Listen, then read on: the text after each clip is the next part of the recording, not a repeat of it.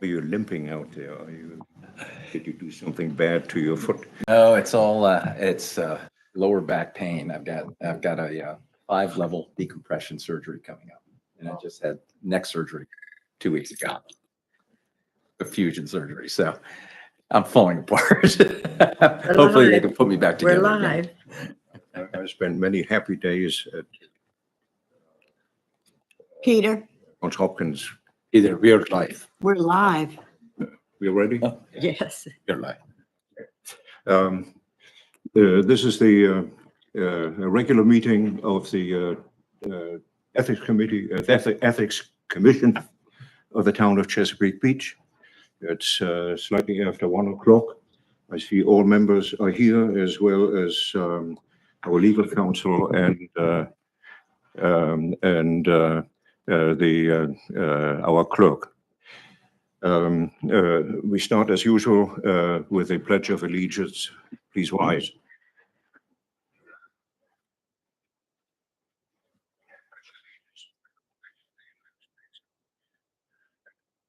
Over the stands, one nation, indivisible, under God, liberty and justice for all. Thank you.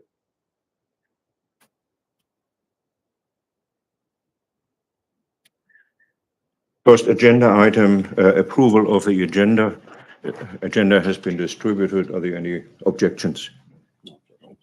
Okay, agenda is approved. Second point, approval of the minutes of the May 13 commission meeting. That was the most recent meeting prior to this one. The minutes have been timely distributed to all. Are there any objections or comments? Okay, minutes are approved. Now we get to the real business items. At our last meeting, we reviewed the annual disclosure statements by town officials who are subject to the disclosure obligations under the ethics ordinance. We identified a number of filings that were incomplete or otherwise defective, and the clerk has followed up. We met a few days ago, went over the responses, and we only have, I think, was it 2 or 3 that still required a follow-up? Is that correct, Sharon? Just one follow-up and then one that has not submitted one at all. I did my own part. I wrote I think, a carefully worded letter to one of these people, a member of the appeals board. Reviewed the minutes. The board has had numerous meetings. They are involved in a battle royal between the town and the ownership of the Rod and Reel complex. And I noticed that delinquent filer was participated in these meetings, and but I have received no response. So we will follow up and revisit this topic at our next meeting. Next item, it's a historical item, the address of a complaint brought before us at our last meeting. It involved a former employee who complained about the circumstances of his dismissal from the job. We consulted counsel, discussed the matter, and we concluded that it is outside of the area of competence, outside of the jurisdiction of this commission. We gave a written response to that effect to the complainant, and nothing further has happened. For good order, I think the Commission has to approve our answer. Everybody received the copy of this letter, but we thought that we couldn't wait until the next meeting to ask for this approval. So retroactively, I gather that the Commission approves the letter that we sent to Mr. Zek. All right, next item. We have received a complaint by Mr. Bruce Wall relating to certain remarks that the mayor made at a recent town meeting, two separate town meetings actually. And welcome, Bruce. We again, of course, involved council. We discussed it, and we concluded once again that what somebody says or does at a council meeting is, even if it is derogatory to another person, it is not an ethics violation within the meaning of the ethics ordinance. The ethics ordinance is quite narrowly structured. It contains a catalog of actions that are violations of the ordinance, and none of them applies to the mayor's conduct at those meetings.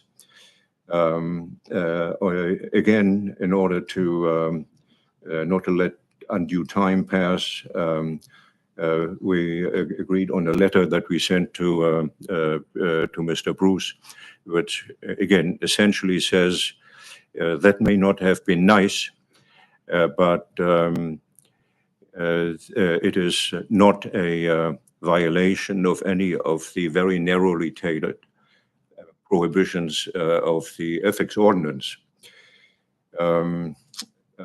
If I may add a footnote, the only thing that I have been able to find that is remotely relevant is there are rules for parliamentary proceedings that apply to the town council, and they merely provide prohibit or frown at personalities.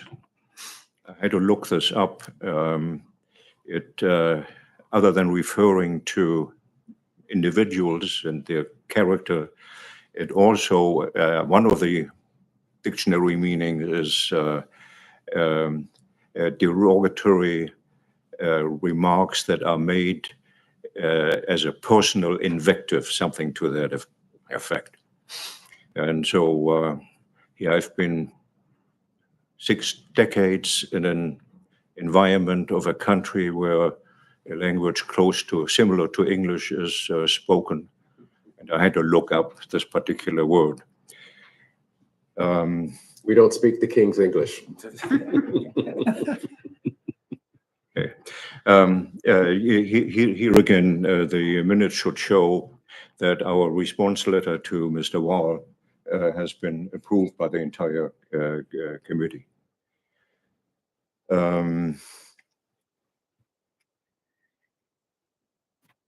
Our next agenda item is to develop disclosure forms for candidate for elective office, and they can be divided into 2 categories. One is incumbent office holders who stand for re-election, and secondly, newcomers who stand for election for the first time.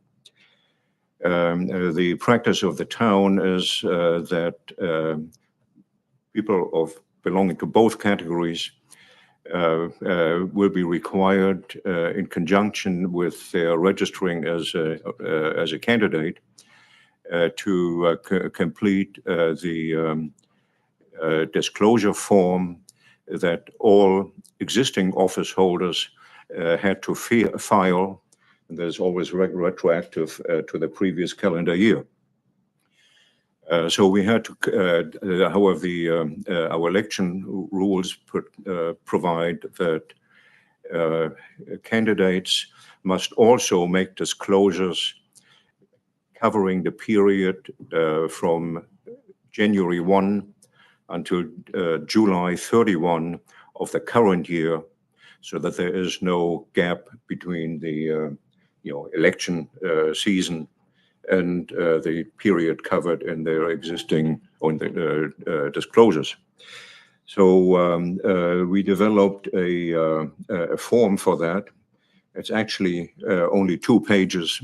One is the cover page, which is essentially the identification of the person and their oath or affirmation that the disclosures made are true and complete. The second page lays out these requirements, and the third part consists of the same questionnaires, we call them schedules, that were part of the annual disclosure form. And our instructions require that the filers only pick out those that pertain, that apply to their particular situation, or disregard the rest. The annual disclosures are filed electronically. Now that's a recent development, and we'll have to talk about that later during this meeting. This one here is the bridging disclosure for the candidates for office. That will be a paper document. There aren't that many. And to convert all that to a machine-readable version didn't seem worth the time and effort for the town to do that. So we're still living in the paper age for the election candidates. Once again, that was done because the election season has started. And again, if there are any further comments or objections to our bridging disclosure form, it's not all right. So again, the minutes will show that the form has been approved. We have an item on the agenda. It's item letter F. Discuss disclosure obligations relating to political campaign financing. This agenda was developed before the town council enacted political campaign regulations, including disclosure regulations pertaining to campaign contributions. So this particular form is out of our hands. It belongs to the jurisdiction of the town's ethics commission and the election board. And the election board has acted for the first time. There are campaign finance regulations in this town, and we'll have to wait until the election to see how they play out in public. So for this commission, there is nothing to discuss actually that falls within the bailiwick of the election board. Next item, item G, amend the disclosure form with respect to gifts. The ethics ordinance contains a provision that says where an office is filled through a contract with a firm, it is the firm rather than the individual person who actually will be acting for it who has to make these disclosures. And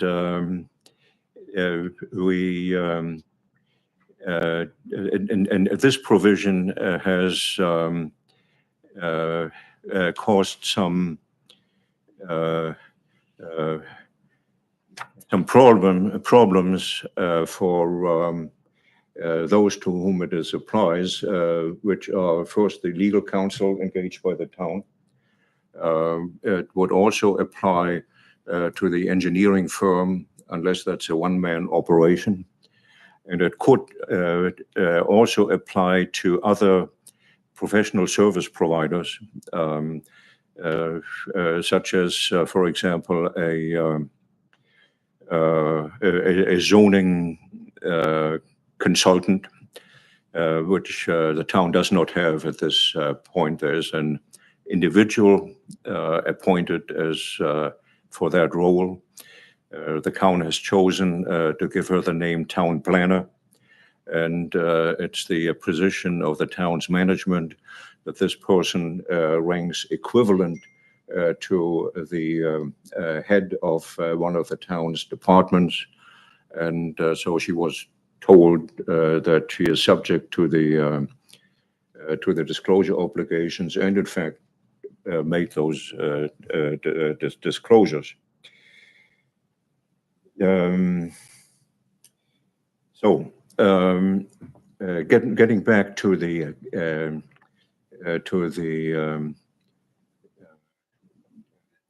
firm as such being engaged, and whether or not and how it should make these disclosures. The ordinance contains a lengthy catalog of questions that officers must answer. We call them schedules. And each schedule, there are, it's A through L, whatever the number is, about 10 or so, 10, 11. Each of them, in turn, has numerous, fewer or more, in some cases, individual questions that all must be answered. And if you look at these questions, they are quite plainly aimed at individual respondents. We could sit down now and go through it, but I don't propose that we that we do that. The examples, questions are asked about close relatives of a person who is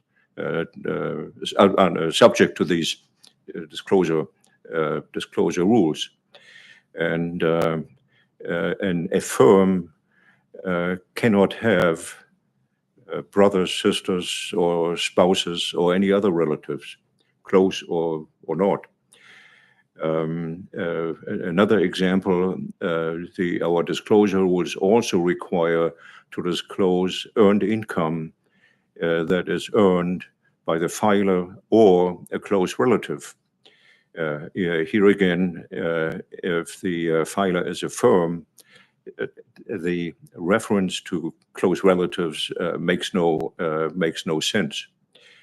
And I also am not sure, don't state this categorically, but our definition of the term earned income ties into the federal revenue code. It uses that's a technical term, and our ordinance picks that up.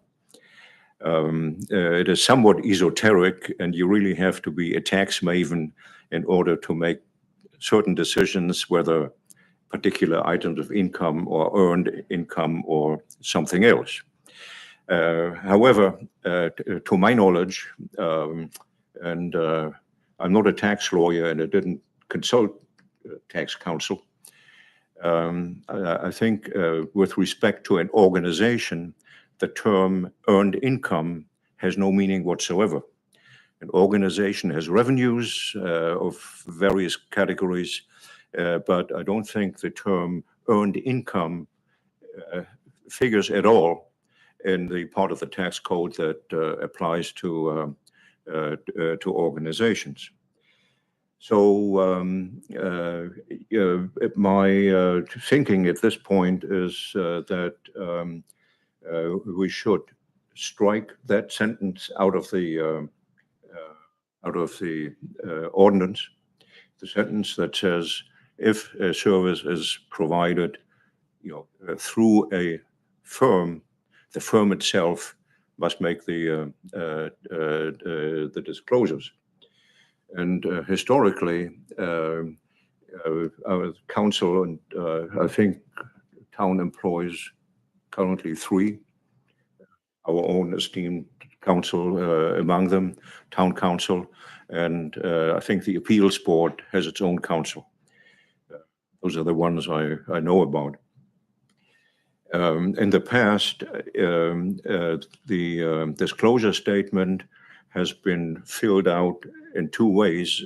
One, where the person designated to actually come here and advise us would answer this as if the question were directed at that person. Others, including our own council, answered it literally on behalf of the firm. And so the answer is, if I would put the words in your mouth, does it apply? No, no, no, no, no, no, for all these schedules. If the firm does not own or lease real property in town or anywhere close, and you can go through. So the answers that was technically correct, but as the ethics committee, we should ask ourselves: is this how what we want to see, or are there substantive questions that we would like the firm to answer, or are we really not at all interested in the firm? There might be 20 lawyers in there, or theoretically a couple of hundreds.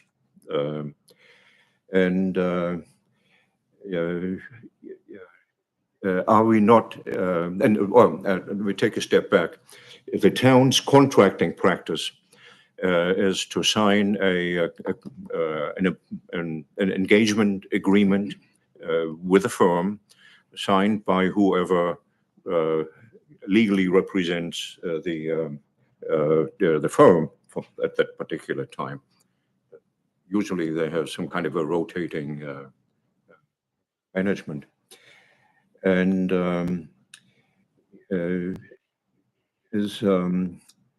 lost my train of thought here. The town will, the contract will contain a provision which will designate a particular individual plus a reserve player. The principal player should become unavailable for some reason. And that person is designated by name, and that is the person who actually showed up at our meetings.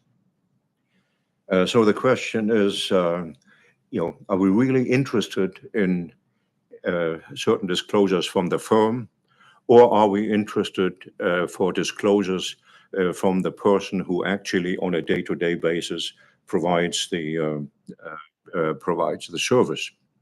Or is it a combination or a mixture of both? Are there some items we want answered by the firm, And are there other questions which we want to have answered by the designated individual? Now, we can talk about it now. We will certainly not be able to make a decision right here and now. And because it requires, other than the discussion, also a bit of noodling that everybody has to do in his head. And not least the work product of council himself. Right now, if you want to talk about it, we can do that. If not, if you want to think about it, let's do that and pick it up again at the next meeting. We have a time. The next time a disclosure obligation rolls around would be in April of this coming year. But if you look back, the previous one for April of the prior year, that's already in the distant past, and time runs at galloping speed. So before we know it,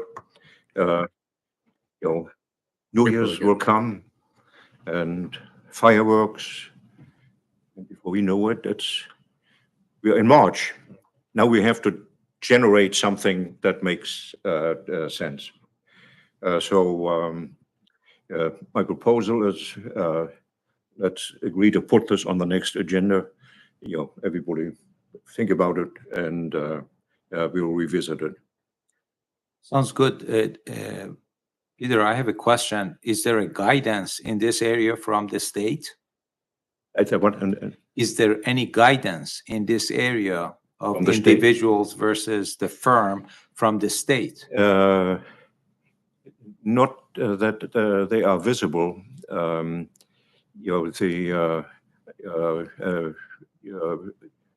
But this is something that council can answer better.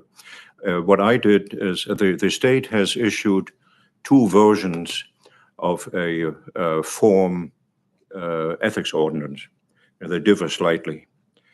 And I didn't find anything in there that provides enlightenment. Now, we can go to the State Ethics Commission. They have a legal office, and we have consulted with them in the past about different matters. They're very cooperative. I mean, they respond very gladly and very thoroughly. So yes, we can be counseled by the legal office of the and suppose you would probably do that. I think that would be helpful in terms of documenting the concerns that you articulated well about the firm versus the individual, and then put that, ask for a guidance. Nothing. Huh? I don't know what. It seems to me, I suspect that when the state enacted its laws, they didn't think about it either. If I could just add, I looked into it, and there's nothing in any of the ethics codes that I saw that applied to firms. Everything applies to individuals. Yeah. And So one outcome of our efforts would be that we will say, no, we don't want anything from the firm. We want it from the particular individual. And in that case, we would have to amend the ordinance, which means for us here, take it to the council, make this proposal. It's up to council whether they want to enact this or not. So we have the burden of persuasion that this is, in the best interest of the town. And then The amended ordinance will have to be approved by the State Ethics Commission. And then and only then does it actually become law. So that's the procedure. So let's move to the let me see, gifts. The ordinance prohibits gifts above a certain rather trivial amount, and also requires disclosures of gifts, regardless of the amount. It's a little bit like asking someone, have you stopped beating your wife lately? Because you are in fact asked to confess to a crime that you committed. But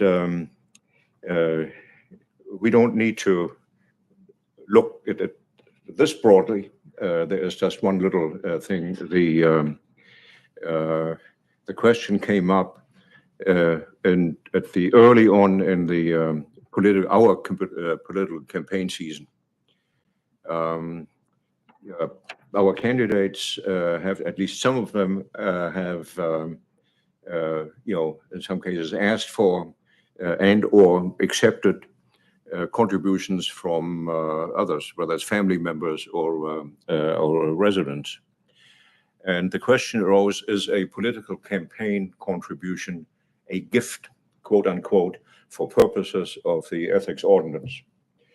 And we looked into that. Again, it was a helpful thing to have counsel.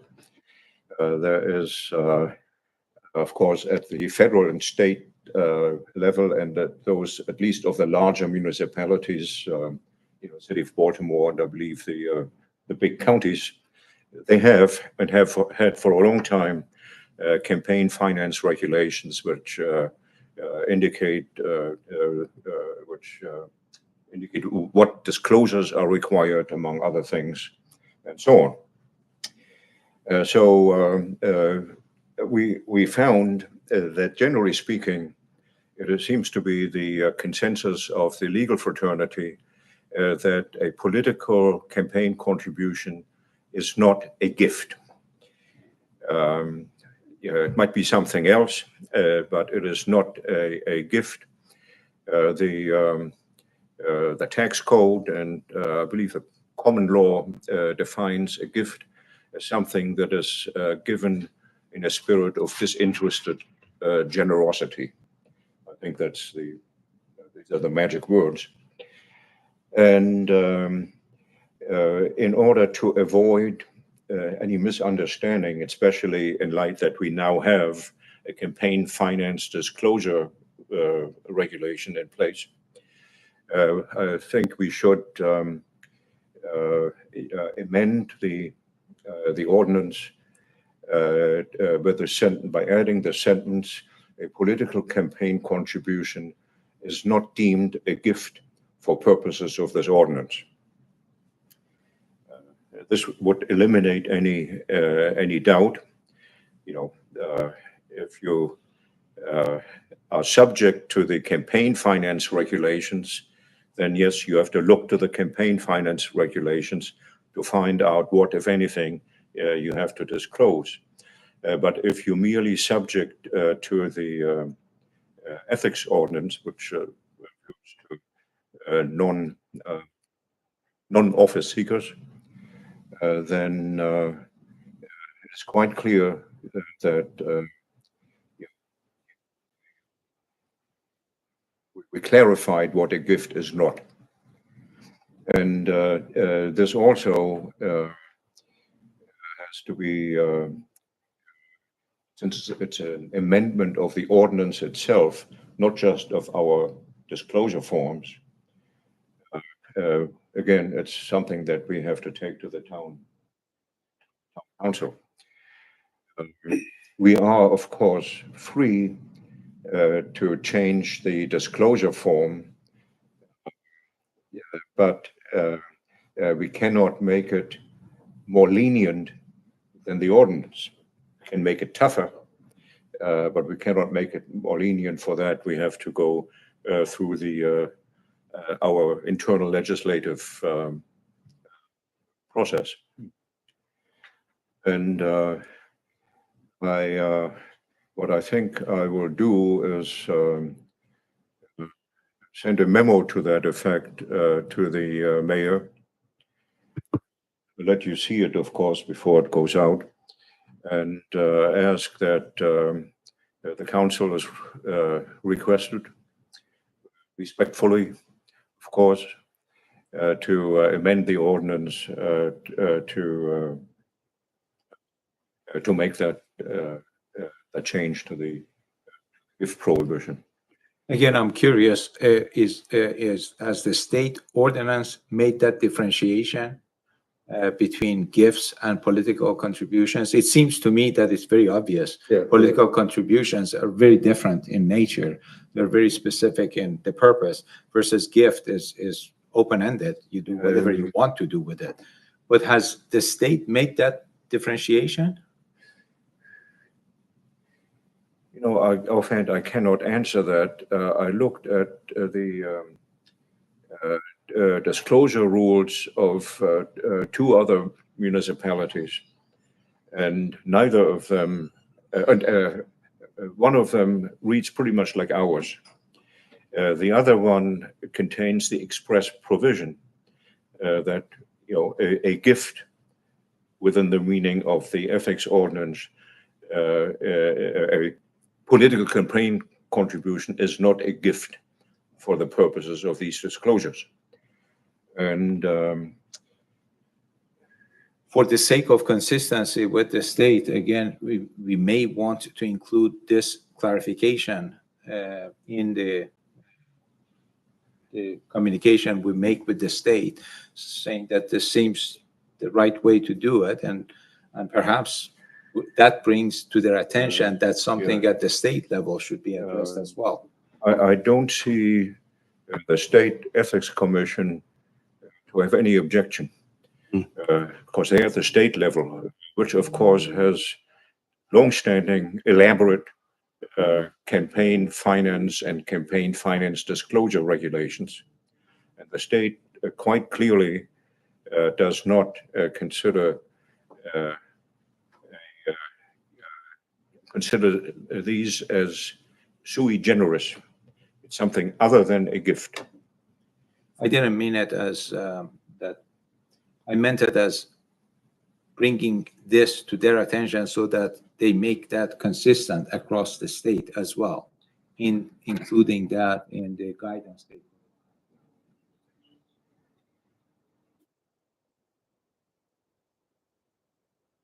Well, You see any issue with that? I don't know.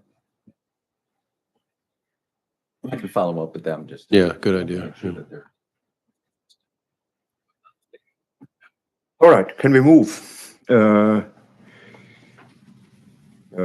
Discuss new offices created by the town council and advisability for disclosure obligations of these office holders. There are three of them. One already mentioned, the town created the office of town planner. It's one individual. And it's a lady. And she has filed the last round of disclosure statements. So the town itself determined that, yes, that is a job with sufficiently broad jurisdiction, responsibilities, that person ought to be subject to these disclosure requirements. And we can do that, we as the town, without having to go to the state to explain this position and responsibilities and so on. State doesn't care. But there are two collectives. The town now has a board of port wardens. And quite frankly, I was not, I didn't attend the council meeting when this gremium was created. So I don't know what the reasons were.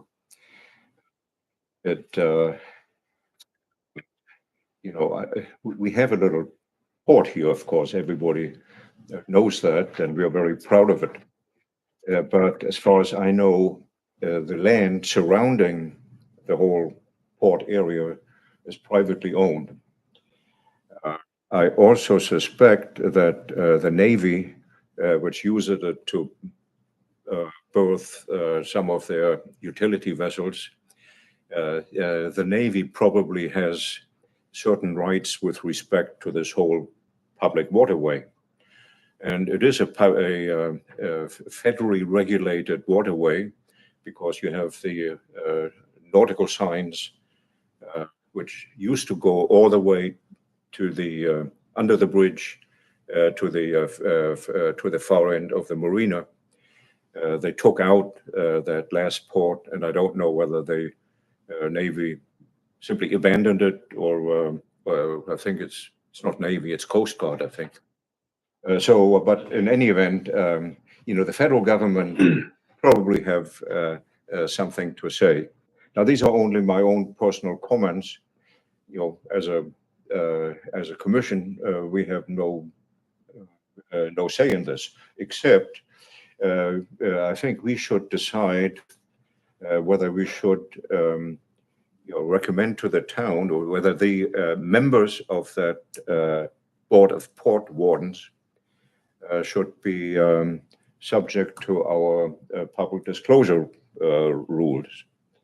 Now, I sent you, or did I only refer you to the what the town has to stated publicly about the function and authority of these two bodies, port wardens, and as written, the board of port wardens. It's by the way, it consists of 3 members. None of them are part of the management of the town. They are like our illustrious body.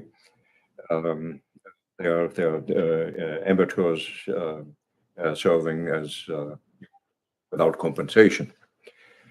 And I invite you to don't want to put this to a vote today. Ask you to think about this. We'll vote on it the next meeting. Peter, could we handle things like this more generally by including wording in the ordinance that any board formed by the council falls under the jurisdiction of the disclosure requirements rather than individual, and the wording may need to be boards, commissions, and whatever else they use in terms of naming these bodies, because I think we discussed the town planner, for example. One of the issues we struggled with is that the ordinance says that the director level and higher, I think, is the wording, and we weren't sure exactly what the level of that individual was, and instead I think we can bring some consistency in terms of the labels and titles so that we don't have to individually address these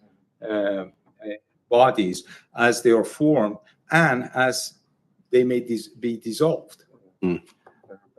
Yes, we could do that. It would be, in fact, the way our ordinance is currently structured. the ordinance, of course, is a creature of the town council. And the ordinance now identifies certain office holders, and conceivably, the council may be perfectly willing to say, in addition to these that we have now, the town council can at any time designate additional offices or office holders to be subject to this ordinance, which includes basically the disclosure requirements and conflict of interest rules. Now, my personal answer to your question is I am not in favor of imposing unnecessary burdens on anyone. And it's I admit a little bit of a visceral thing.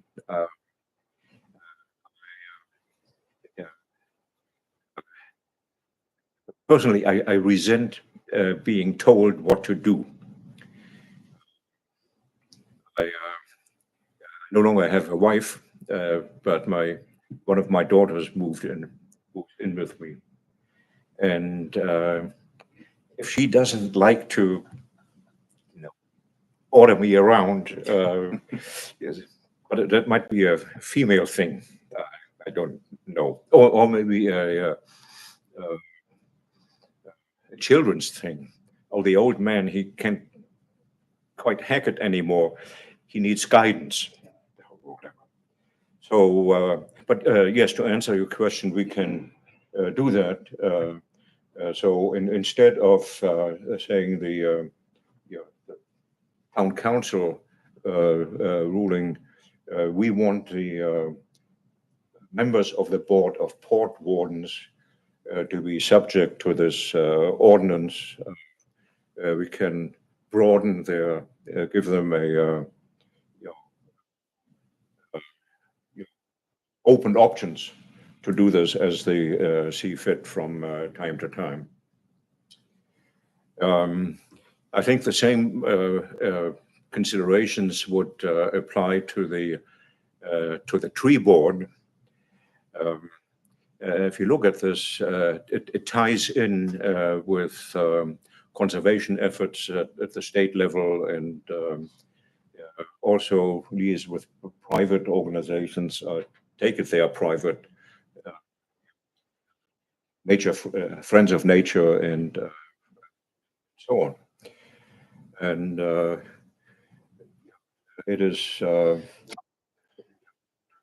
and they also have the tree board members have a certain say-so. You have this magnificent oak tree in your front yard,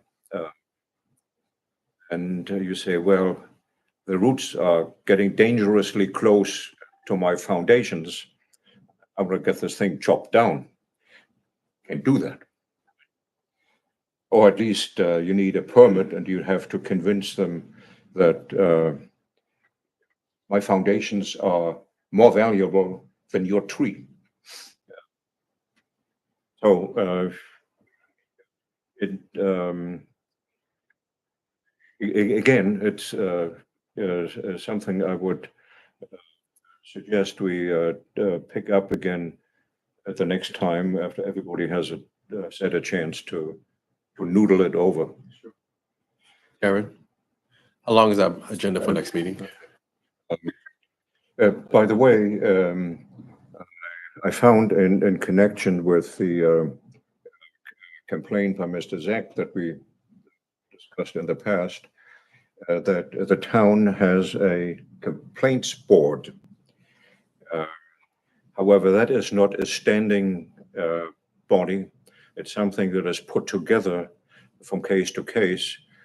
Every time somebody gets fired or disciplined in some other way, they can take it, you can take to your supervisor, argue with your supervisor. And if the guy is, or the lady is boneheaded and doesn't want to see it your way, you can demand a hearing before the complaints board. And there you will get a hearing. And these are your fellow residents. They are not town managers who will then decide, were you fired for an improper reason, and was there anything smelly about it? But that's a different kind of body.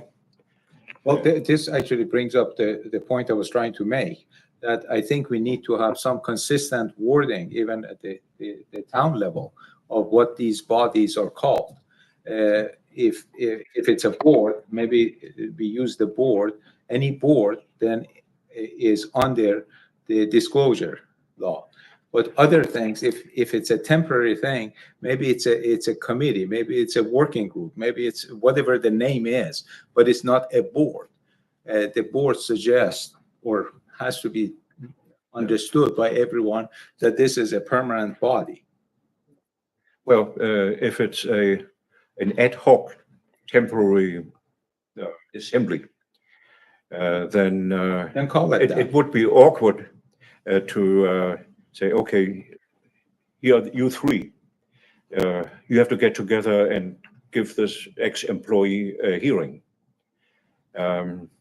Would be awkward if they had said, oh, and by the way, here's a big stack of questionnaires. I'm not suggesting that, Peter. I'm not suggesting that. I'm suggesting that, in fact, make it so that there is no confusion in that area, that this ad hoc group does not fall under the disclosure requirements. So just make it clear in the ordinance that all the boards would fall under disclosure, but other bodies, and the town can call them anything, ad hoc group, ad hoc working group, ad hoc oversight team, whatever they call them, but they would not fall under the disclosure then. Then it's clear, and if we don't have to have these discussions every time a body is formed or a body is dissolved, we don't have to update the ordinance. That's my suggestion. Do you want to write that up? No, I would actually defer to our council to take a stab at it. I think at that level, we do it once and we take it to the council, and they would. My concern would be that it would be not more specific, but actually less specific. Probably. Right now, it's very specific who needs to file public disclosure statement by indicating which boards have to file them. If you just say any board created by the town council at any time has Too open-ended. Yeah, too open-ended. then you get into, well, is it a permanent board? Is it not a permanent board? But that then forces some consistency in terminology, which is not a bad thing. So that when you hear that this town has so many boards, you know automatically that all these boards are permanent. And whatever other term comes up is for temporary bodies. But I have to look to see how many actual boards there are right now that are not included in there, But because then they would, if they've never been included, now they would be included. Well, no, again, you're basically saying we ought to be clear and consistent about the labels. the labels, because the town residents have to have some understanding that when they hear there's a board, they know, okay, this is a body that's going to stand. I think it makes sense for not only internally, but externally, for communicating that boards are permanent. And each board, or any board and commission, if our commission, it would fall under that. So I think all I'm suggesting I is think some what you're saying makes good sense. I mean, we have this year is a commission. This is what our title. The gentleman who was the chair of the election board, he is presiding over a board. The two new ones, they are both boards, a tree board and board of port wardens. Many people will have to look up in the dictionary, what's a warden? But what our ordinance could provide is where we would relabel all bodies that are currently subject to the ethics ordinance. We call all of them board.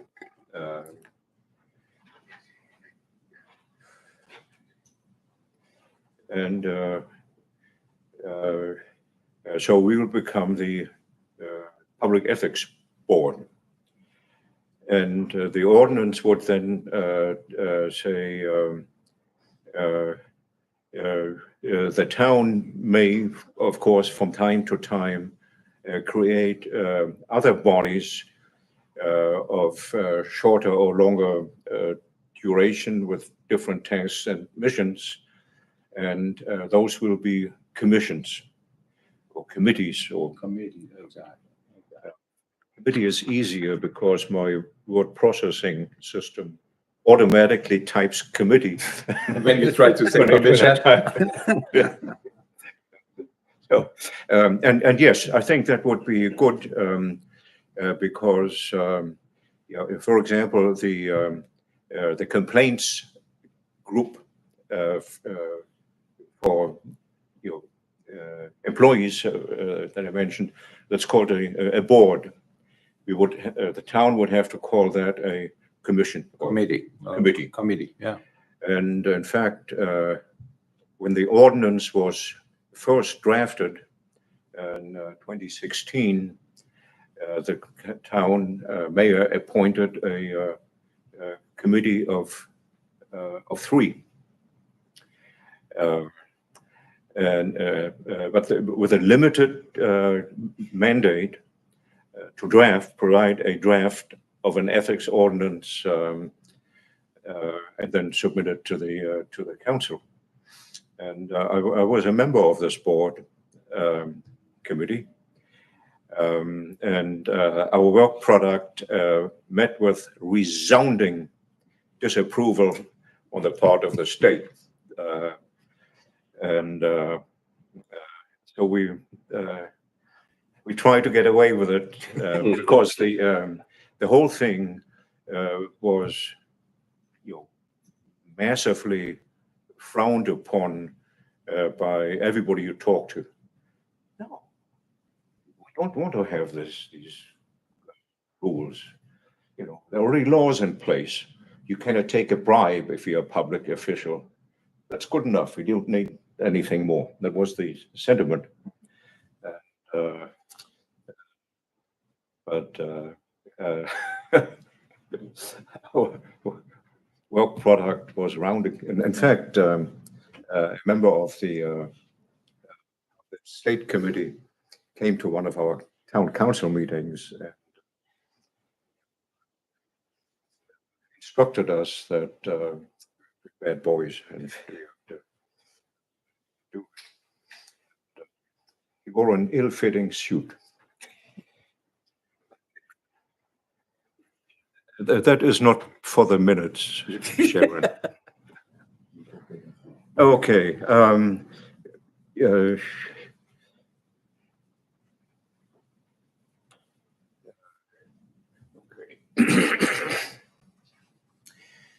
So we should be talking at the most general level about relabeling the town bodies that are subject to the ordinance. We should add the sentence that a political campaign contribution is not a gift for common law gift purposes or for the oath. And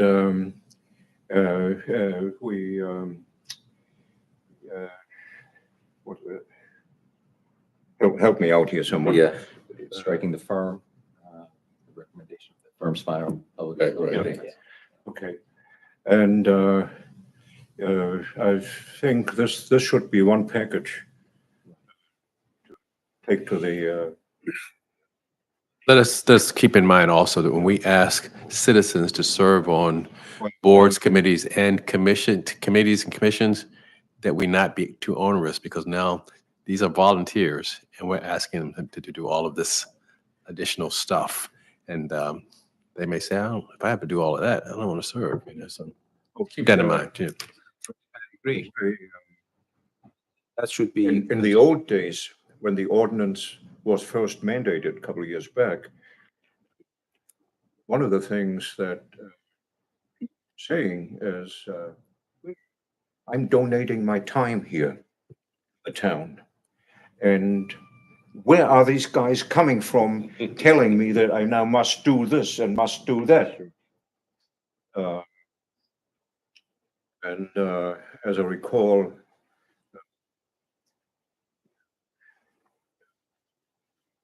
the mayor was not a great friend of it either, because he said, the hardest part of my job is finding people who are willing to do all these volunteer jobs.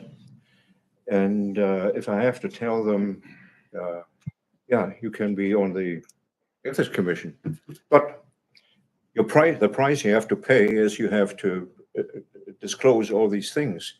A lot of people would say, no, I will probably object to certain disclosures, and also I don't want to do all the work. I think actually what you're bringing up, Greg, is a good point, and that is yet another reason for being consistent in Sure. calling these bodies, and it would automatically remind the council members when they are forming a body, if they call that body a board, then they are imposing that requirement on them, versus if they call them committee, they do not. So it would make it a lot easier for people to decide which one merits its burden. So and simplify the procedure. We'll propose an ordinance, and it has to be written up in a particular form. Would you take that? Sure. Yeah, and in the process of relabeling these bodies, we would also decide, is the tree board, let's say, board are permanent, commissions or committees are not necessarily permanent. So the appeals board would no longer be an appeals board, it will be an appeals committee. The tree board would not be a board if we propose to the council that there's no reason why these people should be subject to the disclosure requirements. On the other hand, we may decide the port wardens, they have regulatory authority. Whether that clashes with the rights, the property rights of the people who own the land up to the water's edge, and who also have, no doubt, existing permits to put pilings in there so people can tie up their boats.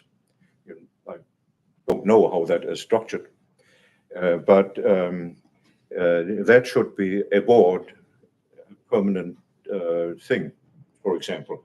Maybe not. Maybe again, the council may think about that and say that, well, they don't require the disclosure. And so it forces the council to make that decision, that should they be submitting disclosure or not, which is a burden. There's no question about it.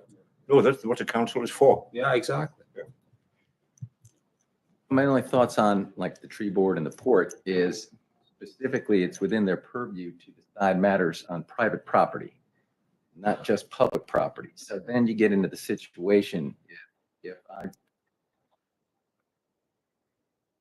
we're on the tree board and that person voting against me because is that something at least you're entitled to know, which I think, same with the port, they can do private peers. Sure. You apply for a private peer, and if your neighbor doesn't want it, see on the board. So that would be a reason to require disclosure. So at least you know who is making these decisions that may affect you as a private citizen. Well, it forces the board to go through that thinking. It forces the council to go through that thinking of should they be subject to the disclosure? Well, the other issue that I haven't looked at is whose decision is it to decide who has to file the disclosures? Is it the town council or is it the ethics commission? If they label a body board, then based on the ordinance that we revised, they need to file. If they call the body committee, the council has decided that that body does not require to file disclosure. I very much like the idea that we don't have to decide on a case-by-case basis whether we think that the Portland ordinance or the tree wardens should disclose. That really isn't. It's for us to propose, yes, but it is not our function, I think, to make that determination. That's for the council. Okay. We are nearing the end.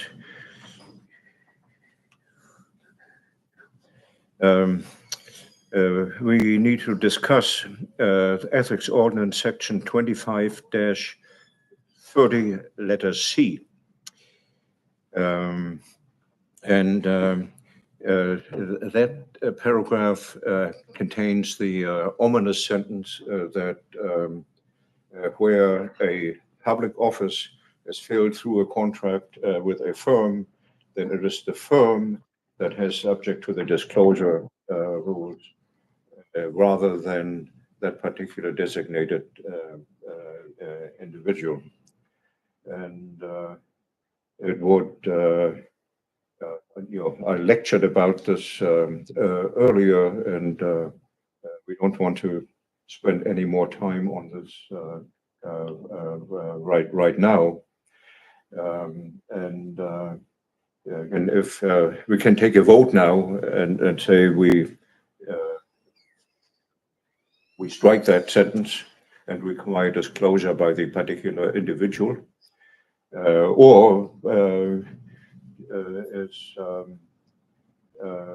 you want to think about it? I thought And we also, decided that we reach out to the state and get some clarification. I think earlier when we discussed this, I will do so, and then I'll. I mean, you might want to, I suppose you or some of your colleagues in the firm do similar work that you're doing for other municipalities. Actually, they're not. No, They don't.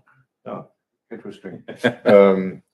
Your predecessor in that chair was doing the same work for over a half dozen municipalities. There are others in that line of work who also have a stable of course, that makes sense because you're confronted with comparable issues.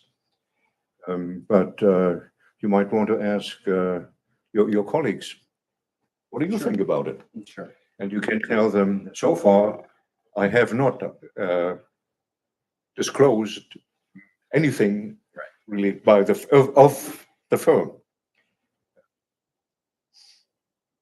That's consistent with the letter of the law as currently written. Sure. So, and then, if we decide to also question to council, I try to find that out. Does the state somehow, does this come down from the state or not? And I couldn't find a conclusive answer. I think the answer is no, but I'm not don't feel confident to swear to it.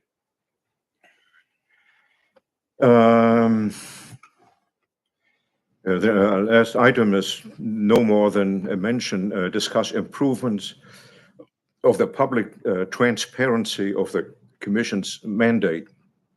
That's a different way of saying, should we go over our body of disclosure statements and try to make them more transparent to avoid ambiguities?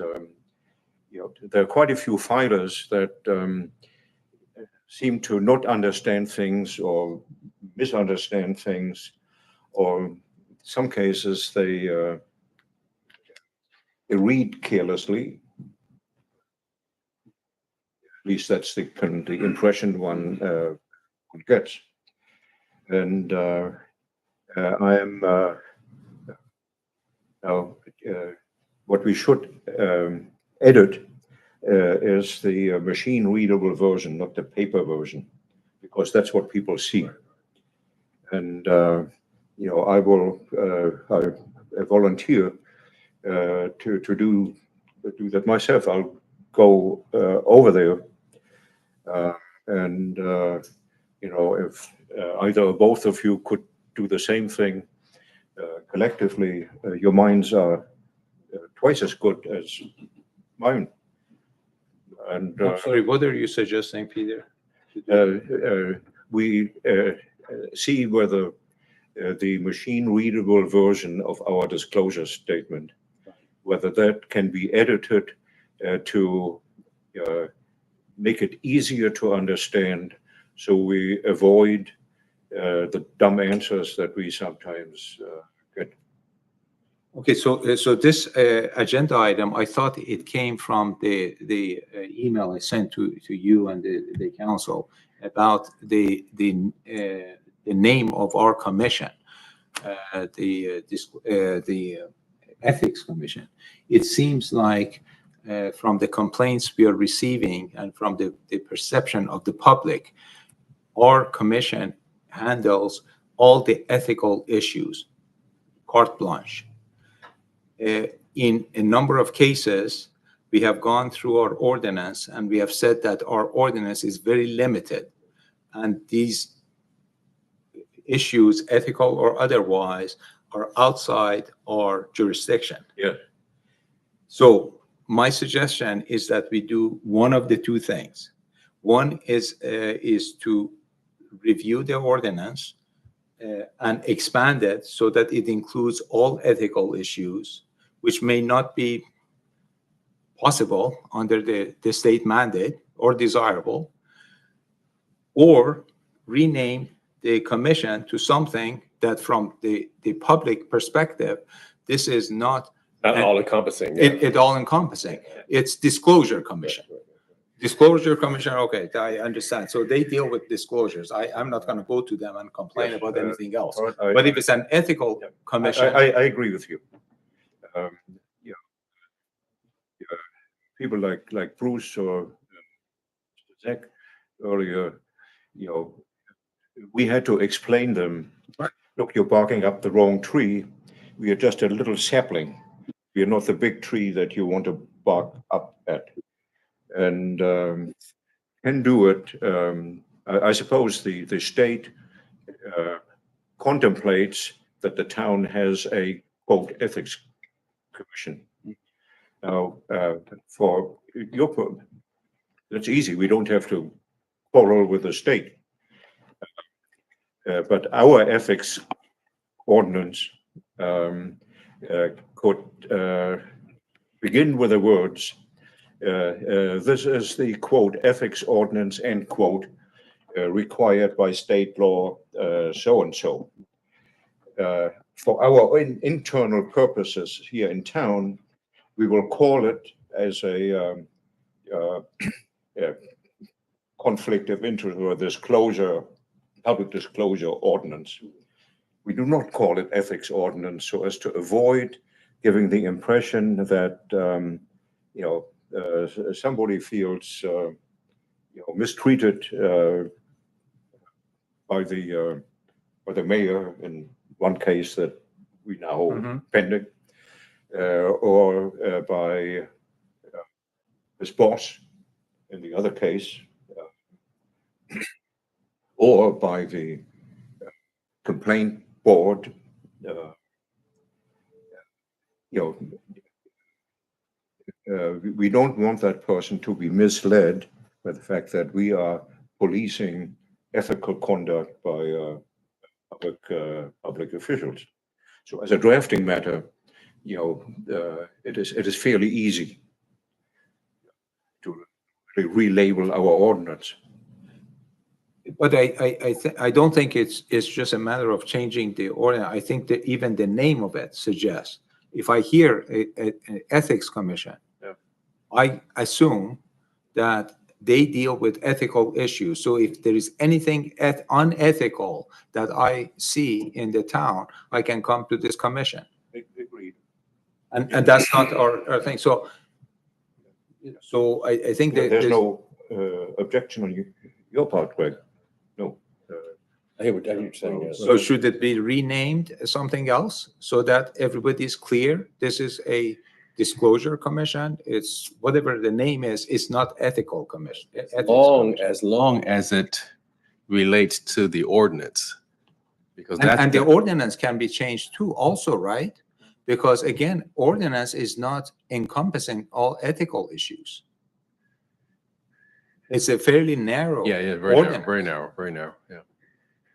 I suspect that the state will insist on calling our piece of law the ethics ordinance, because it applies to all municipalities.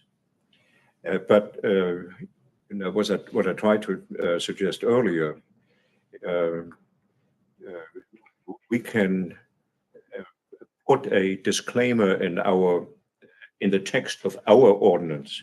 You can say, this is the law, that the local law that the state insists on calling an ethics ordinance, but we call it, for our purposes, something else, because we find that the term ethics create expectations on the part of the public, which would be quite erroneous. Far more reaching, right? And therefore, we call it, we have to find a name for it. Do all that next meeting? Okay, schedule the next regular meeting.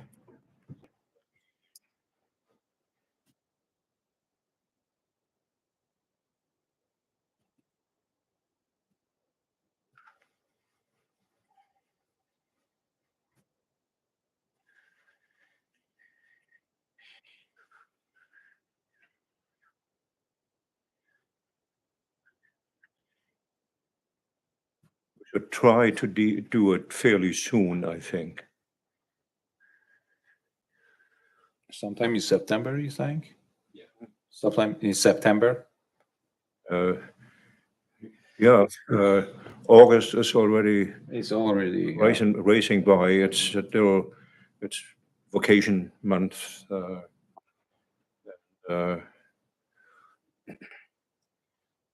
September 5th. I am having surgery on the 30th of August. I'm probably going to be laid out for probably 2 weeks. Yeah, I can participate remotely if that's possible. Okay. I'm sorry, when did you say that you would be back from the surgery? Assuming everything goes well, I'm thinking, well, he's told me 4 to 6 weeks recuperation. Hopefully within 2 weeks. The 12th work? Hopefully. That's That week, Okay. but the following week, the 16th, I'll be out. The week of September 16th.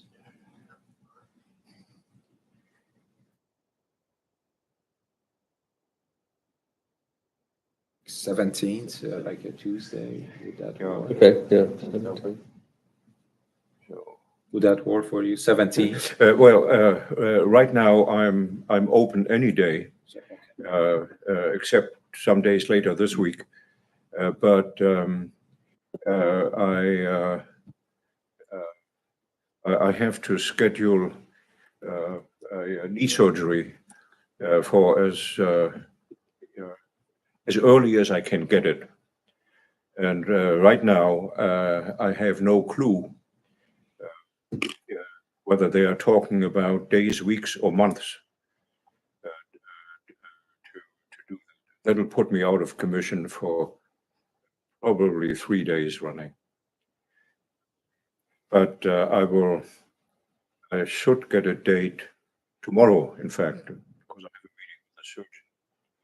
And of course, they have to coordinate with anesthesia people, other people in white lab coats, and so on. Can we do tentative the 17th?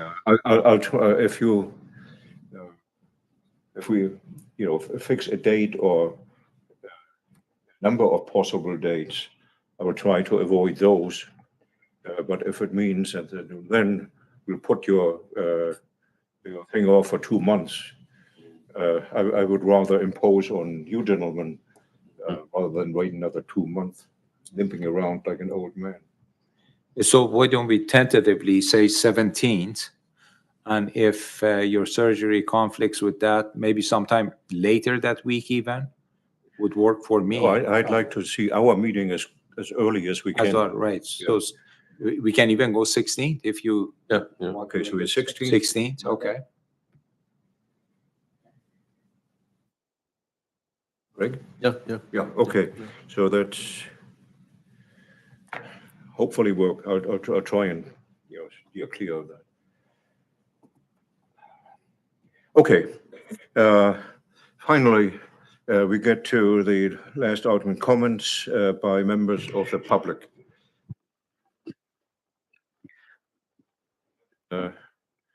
Would you tell your name and address, the clerk? Hello, Mr. Chair and fellow commissioners, Daniel Duvall.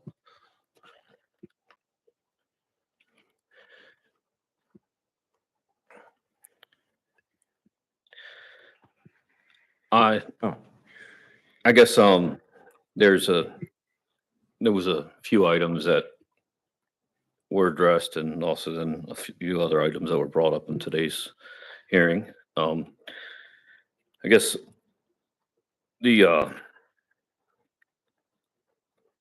your summary with the clarification of the names. I've been to the commission before, and I think when I do hear the word Ethics Commission, it provides, okay, there's an oversight committee. So I guess I'll start with that last question. I know that is outside your agenda, but could that be? Could you have an oversight? As it currently stands. No, not as it currently stands, but could that be expanded? And I'll get to where I'm getting from that. So,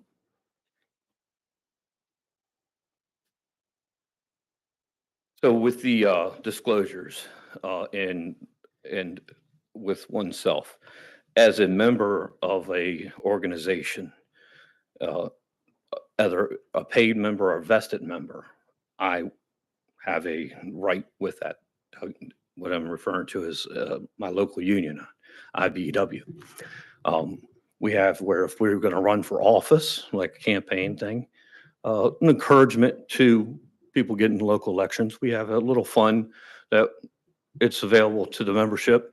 You submit it to our board and then they get it. Well, I have a vested interest. So is that an extension of myself?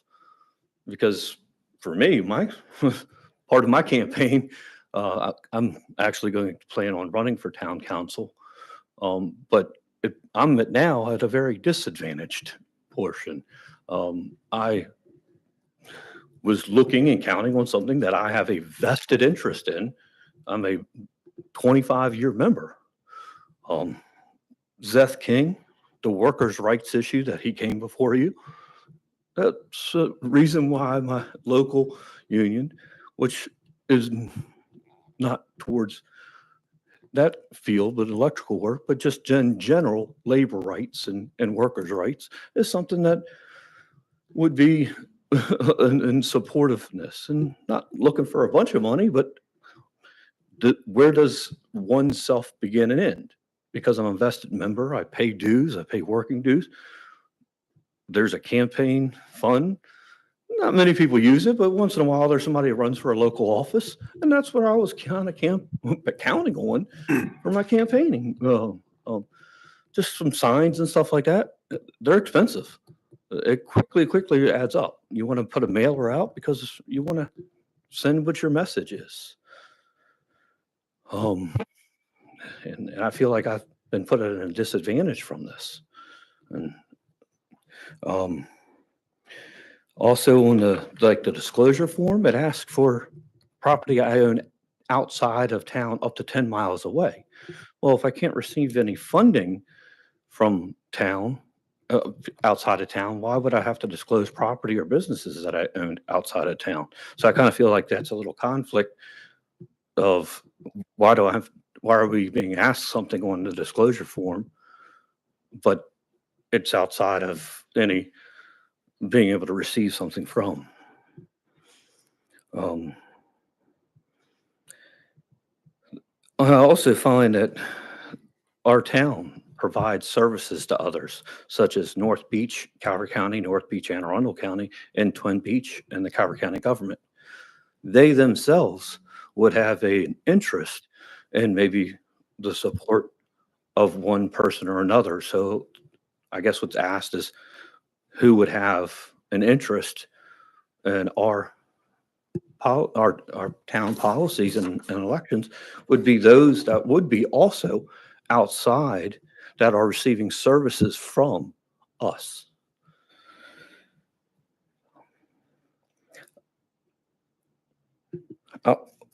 Also, one thing I might think or suggest to adding is on a disclosure that is if someone holds another elected position of any type, or if they're on another board of any type, such as Ms. Franklin, she's the elected mayor of Upper Marlboro.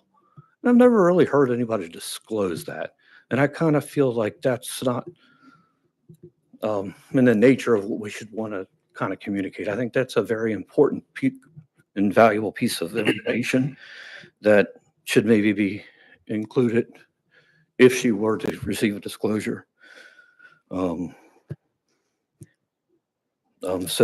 one of the items that you were talking about is with the boards, the commissions, or committees, when they can't. I think the tree board issued a fine of like $13,000 or $14,000 to one property owner for cutting some trees down. So I kind of feel like if you have an authority over somebody, you kind of need to let somebody know who you are. I don't know the person themselves, but like, I don't know. I kind of thought that was sort of outrageous to have that kind of a fine. So, for example, I'm a W-2 employee. I don't own any businesses and I own one piece of property. There should be a quick form for me. And I think 90% of people that volunteer and do that stuff, I've never held an office, I've never run for things, but there's a lot of just misdirections and makes me say, well, I guess I'm going to try and commit 4 years. Not that I've been saving up and have some goal of being anything except for maybe helping to provide my perspective as I see it. And I've been involved. I come to these meetings. This is the second time I've come to the ethics committee, and I've been involved. I'm a named person of record for the Board of Appeals and just trying to find like kind of what's what with it. I should have a straightforward form. W-2 employee, yes. If you have these 4 yeses, then it's just, it doesn't have to go any further than that. And I think that would, Mr. Kerner would address the volunteers, 90% of them, So thank you for your time.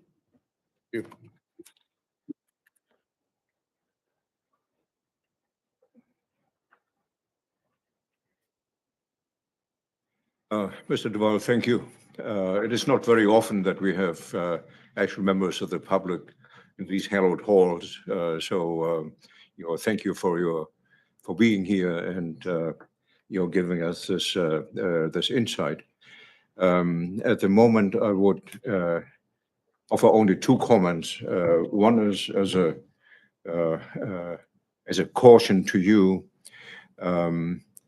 We may again have a situation where we have to say that doesn't fall within the mandate of this commission. But this is just an advance warning.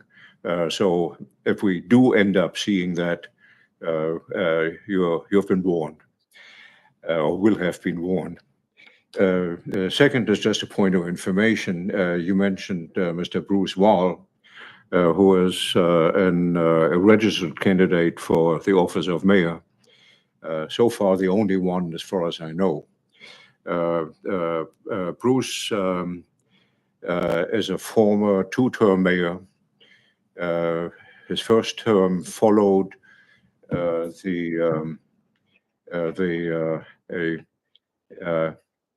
period in office of 25 years or more of the former, he's no longer among the living, principal owner of the Road and Rail complex. And, that historical fact should, obviously ring alarm bells in anybody's mind. Is that a patent conflict of interest? At that point, there was no ethics commission, no ethics ordinance, and apparently nobody in town who competed at the various elections when the old mayor was elected and re-elected. Mr. Wall was a council member at that time, elected council member, and his term in office, he was in fact the main standard bearer for the creation of the boardwalk up Fishing Creek. It took years, and I don't remember how long he had been a councilman. And it was, since a time prior to which the memory of man runneth not. Just background. So, any comments at this point? Thank you. Okay, thank you. You'll hear from us.